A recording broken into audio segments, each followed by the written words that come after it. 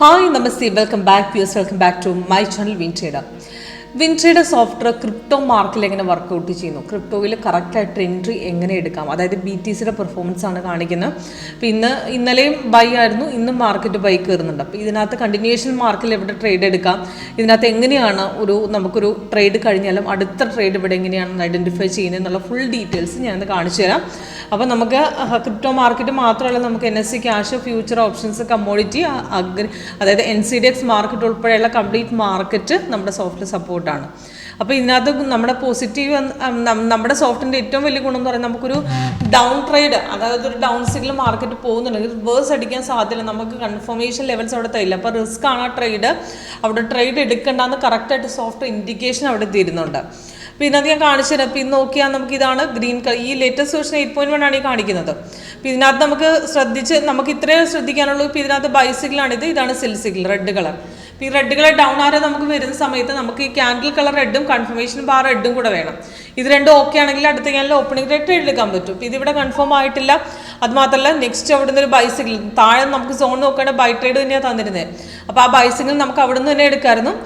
നമുക്ക് സിഗ്നലിൽ വന്നിരിക്കുന്നതിൻ്റെ ഡേറ്റ്, അതേപോലെ എൻട്രി പോയിന്റ്, ടാർഗറ്റ് താഴെ കൊടുക്കും.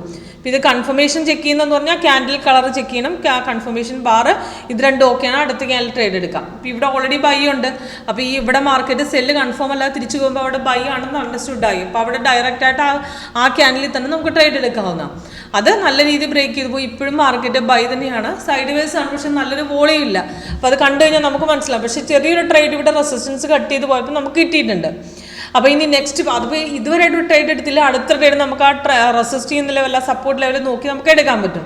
ഇപ്പോൾ ഇവിടെ കണ്ടിന്യൂഷൻ മാർക്കിൽ ഇവിടെ നിന്ന് തിരിച്ച് കയറി പിന്നെയും കയറി. അപ്പോൾ ഇവിടെ മോർണിംഗ് ട്രേഡ് മിസ്സാർക്ക് അടുത്ത ട്രേഡ് ഇവിടെയാണ് വന്നത്. അപ്പോൾ അത് ആ ഇറക്കത്തിൽ നിന്ന് പിന്നെ കയറുന്ന ലെവലിൽ നിന്ന് നമുക്ക് രണ്ടാമത് പിടിക്കാം.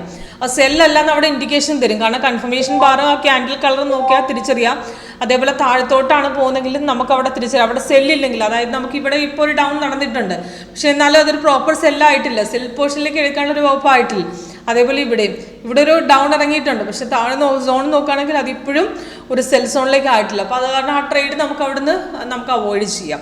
ഓക്കെ, വേണമെങ്കിൽ നമുക്ക് അവിടെ എക്സിറ്റ് ചെയ്ത് വിടാം, പക്ഷെ തിരിച്ച് കയറുമ്പോൾ രണ്ടാമത് എൻട്രി എടുത്താലും മതി.